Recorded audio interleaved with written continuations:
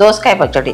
ఒక 200 గ్రాముల దోసకాయ తీసుకున్నాండి. ఇది మంచిగా కడిగి పెట్టాను. పొట్టు తీసుకొని సన్నగా కట్ చేసుకోవాలి ముక్కలు. మనం ఇప్పుడు ఇవి కొంచెం నూనెలో వేపుకుందాం. తాలింపు గింజలండి, జీలకర్ర, ఆవాలు, కొన్ని మెంతులు వేసాను. ఇందులో కొన్ని పల్లీలు వేసుకుందాము.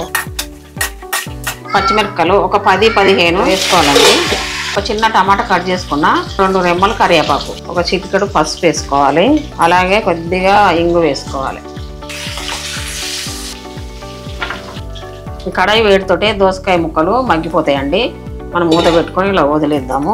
పచ్చిమిరపకాయ, టమాటా, పల్లీలు అన్నీ చల్లగా అయిపోయినాయండి.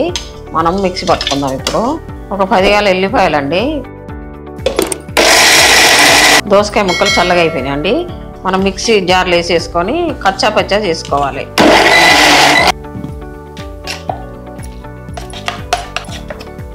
దోసకాయ పచ్చడి అయిపోయిందండి. ఇది వేడి వేడి అన్నంకు చాలా బాగుంటుంది.